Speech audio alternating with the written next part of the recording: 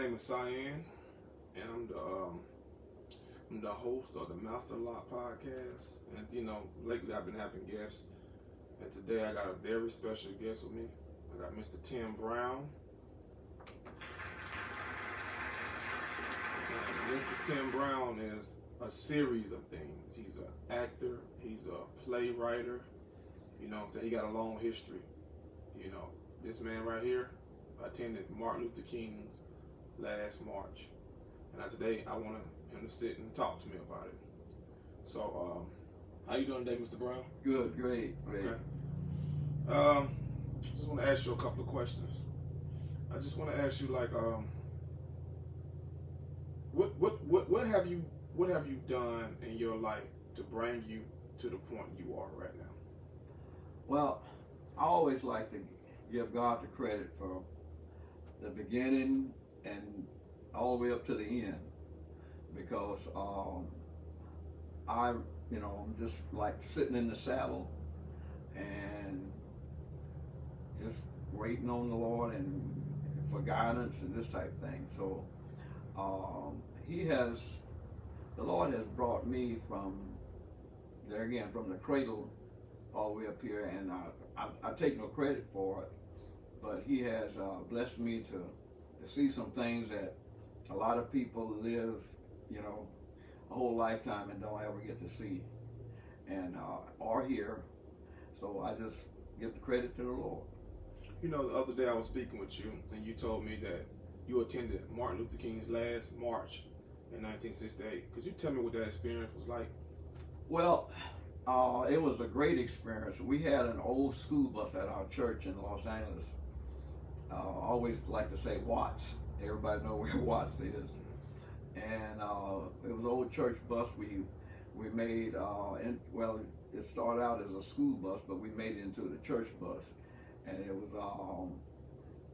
no air conditioning or anything. And we converted it, and sort of, when I say converted, we put a bed on it. So we had two drivers, myself and another fella, and so we put a bed on the bus so that one of the drivers could sleep all the way to DC, which was 3,000 miles from LA. So, but another church set up everything, and I want to give them credit. It was the Presbyterian Church there in Los Angeles set up the itinerary for us. So we drove all the way there to his last march on Washington, right just a few days or a couple of months before he was assassinated. And so that was a great experience of a lifetime. And of all things, he when he finished the speech, he walked down into the crowd, and we just happened to be in his path. And so we were able to shake his hand, and I personally took a snapshot of him and my pastor. Wow.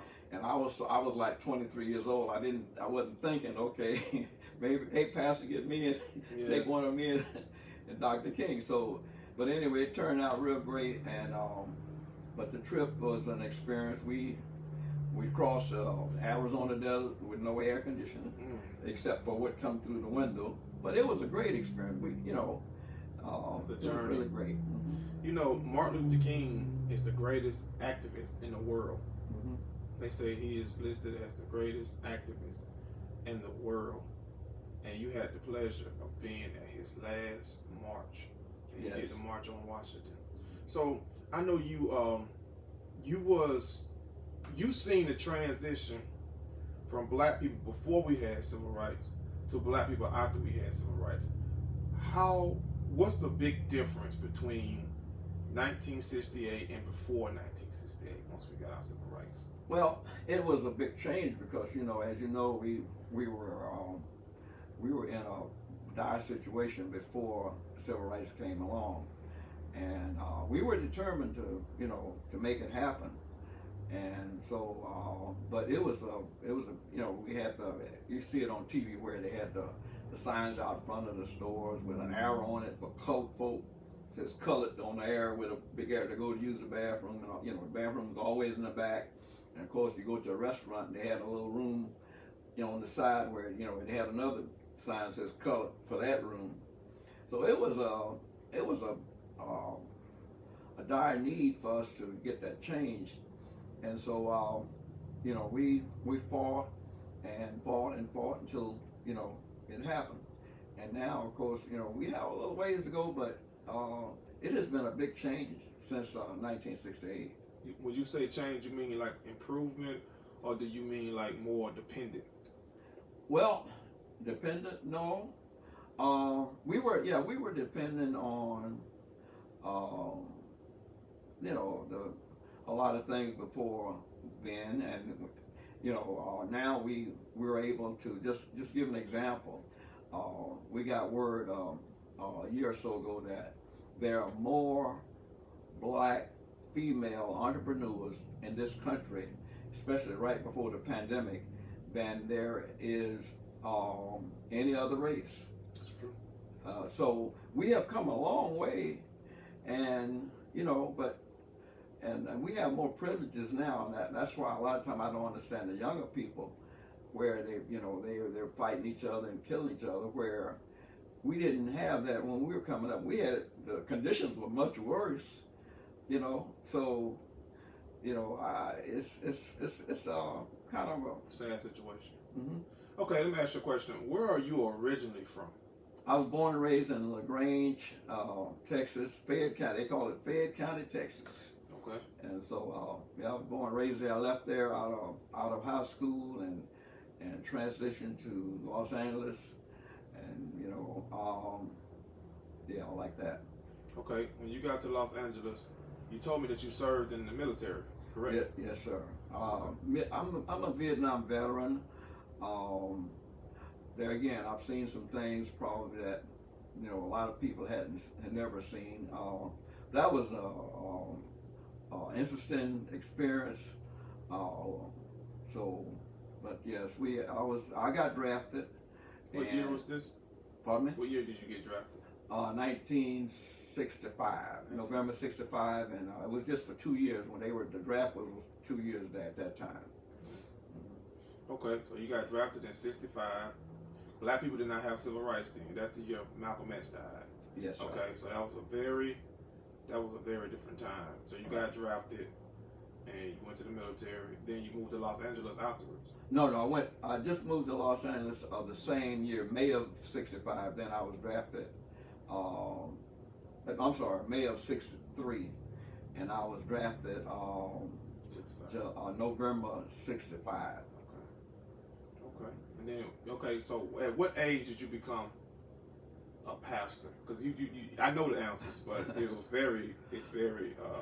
Yes, well, I'm very proud to say that, because there again, I had no choice in that. The Lord called me to preach when I was 20 years old, okay. And that was, in fact, the Lord called me to preach just 2 or 3 months before I was drafted. So, see, most cases, I meet preachers, but that's a decision people make when they older. Once they did a lot of stuff, they didn't seen a lot of stuff. But for you to do that young, it's very rare. Like most older people join the church and spend time in the church once they older. But for a person to do it when they're young, it's a very righteous decision, and I respect that. And I really, you know, just to be any kind of religious person when you're young, because people start thinking about religion more so when they get older, right? Because they know that they want to get right with the Lord. But for a person that's 20 years old, I couldn't imagine being a preacher or nothing when I was 20. Because I was doing a lot of careless things and on tour and doing bad things. But when you told me that really stuck with me, because I never met a person that did that. Okay, so you are a playwright and you went to school for acting. Tell me what that experience is like. Well, that kind of fell in my lap because I had no idea, or I had no desire to get into drama. But when I found out that the VA would send the combat veterans, I don't know about the other veterans, but when I found out that they had the program where they send you to school and pay you to go to school, I said, okay, where's the door? So you take advantage of opportunities, and that's what we should do. See, there's a lot of opportunities and things put out here in this country for us, for our sacrifices we have made, but people just don't take advantage of them. But carry on. Sorry. Yeah, well, what happened was on that, I had wrote a book about 15 years ago, and when the young lady asked me what I wanted to major in, in this program, I told her, I said, okay, I wrote a book, and I need to maybe take up something to learn how to do something with the book. And she said, oh, sounds like you need to take up playwright or something like that. Yes, I say, I need to learn how to maybe write a play or something off the book. And that's how I ended up getting in the drama department. So when I came to South Carolina State University and talked to the drama instructor, the drama supervisor there, she said, oh, Mr. Brown, we don't just do playwright here, we do acting, we do everything. So she said, you have to do the whole 9 yards here. You can't just come in here and do playwright, expect to take up playwright, and that's it. So that's how I ended up doing acting. And so I've been in 4 plays already. So I just thank the Lord, for the experience. Okay, this book you're speaking of, what's the name of it? It's The Preacher as a Landlord. I got to give it to you. I've been wanting to give it's it to you. It's called, the title what? Tell your fans. It says The Preacher as a Landlord. The Preacher as a Landlord. Yes. Okay, now that book is available, and you should go pick it up. Where is it? Well, they have to. They can email me, and I can. The fellow that edited it for me told me he was going to have it in the stores and all that, but it never happened. Oh wow! So is it the story of your life? Well, life as a landlord. Okay. Yes. I think you have a very interesting story. I read the play you wrote, and the play is well written. It's the play about him traveling to King's last March, and it describes the trip. Right. And it's well written, and it I think it should be a play that should be produced. So I think it's a real good thing. I know you have, man. He do so much stuff. He built his own church by hand. First of all, he's a nonprofit organizations. Let's talk about the nonprofit organization. What made you get into that? Well, I'll tell you what happened when they had the earthquake in Haiti. I was sitting up in my den looking at the images of the bodies of. They were laying in the street, and the bodies laying in the street, and the dump trucks or the backhoe was scooping them up, putting them on the dump truck to take them to the landfill. Mm-hmm. So then that's when it hit me, because I said, wait a minute, this is kind of rough here, maybe, and the Lord had been speaking to me off and on about, trying to do something and on the order of disaster relief. Mm-hmm. So when that happened, I said, oh, okay, Lord, ding, I got it. I finally got it. So that's how we ended up doing that. He took his experiences, he took things he could do and made a change. See, that's why I like people of a certain time, like older people. No disrespect, I ain't trying to say you're old or nothing, but I'm just saying older people, if they could do something to make a difference, they go ahead and do it. And they run towards it, and they do it. Especially people that was around before we had civil rights. Because before we had civil rights, we had more family unity. And that's one thing we have got away from, family unity. Right. And older people understand that. Right. It was a time before we had counsel, because we cooked food at home. We cooked for our family. Women cooked for their family. In these times, a girl left her father and went to her husband. And these times, women leave their father, get their own place, and explore and do things, and then go to her husband if he will accept them. Right. See, it was a different time, but it was a more noble time and a time of respect. Right. You understand what I'm saying? So when I met this gentleman, I met him because we shared the same principles. It don't matter what your religion is. It don't matter what you did in the past. It don't matter none of that. Do you share the same principle with good people? That's what makes you a good person. Right. So what I want you to do right now, I want you to tell people how they can get your book. Then I want you to tell people your email address where they can contact you and work with you in the future. Okay, so we're going to start with your email address. or any website that they can contact you on. Okay. The email address is globaldisaster2010@gmail.com. globaldisaster2010@gmail.com. Okay. How can they get the book? They can just email me, and we'll go from there. Okay. And if somebody wanted you to do some playwriting, same email. Same email address. That's okay. It. And your name is Tim Brown. Yes. Okay. His name is Tim Brown. That's his email address.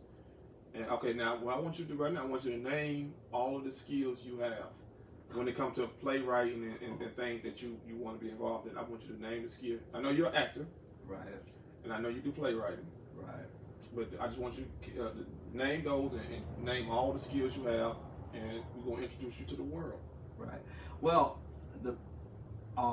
there again, from being on stage and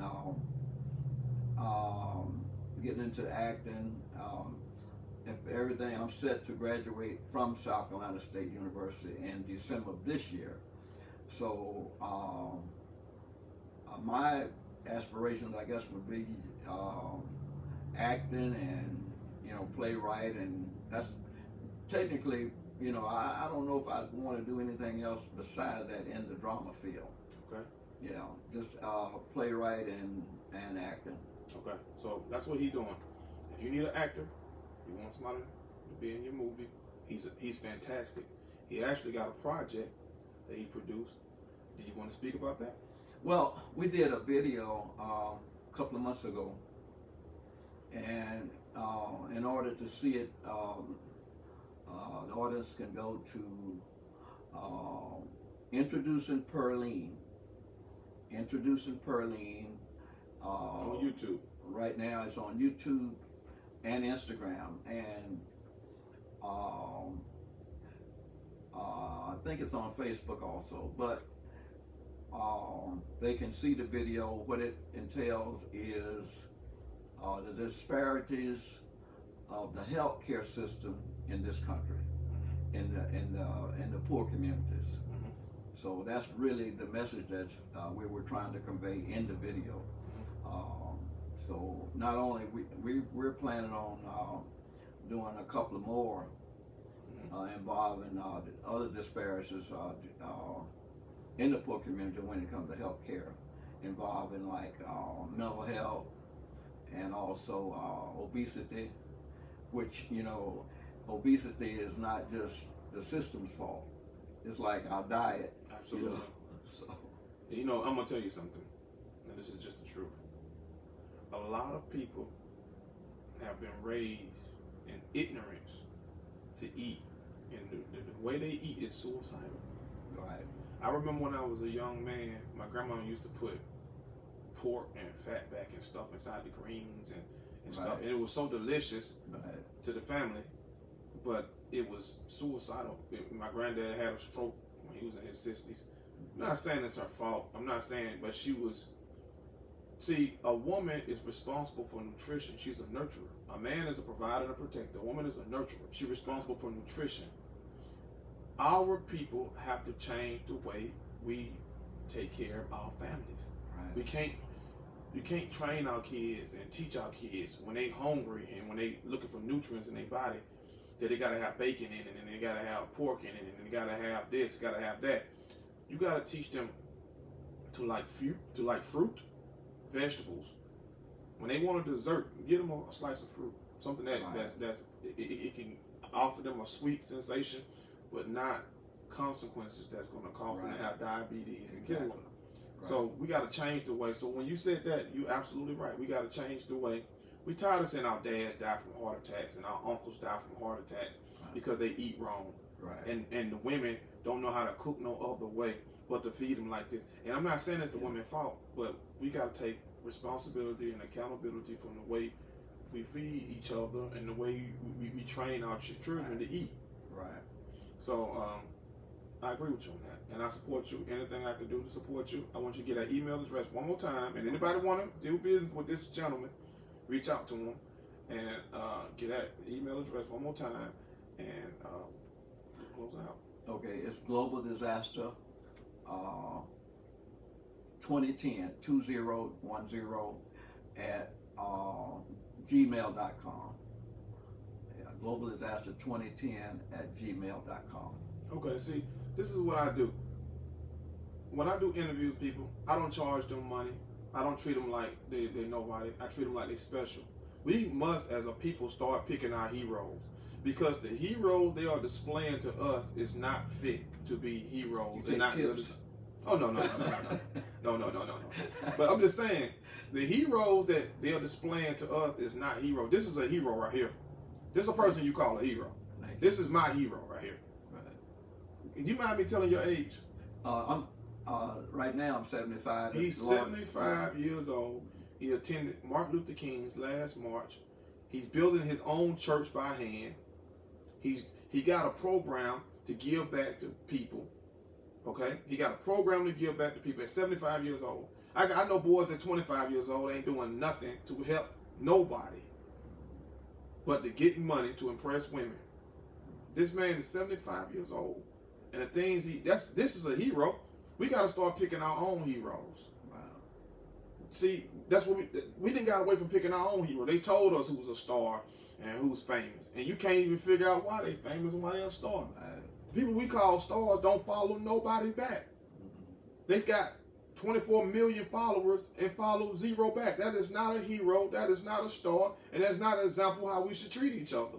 Right. Well, this man is telling me right here, this is how we should treat each other. This is how we should behave. Right. So I just want to thank you for coming on.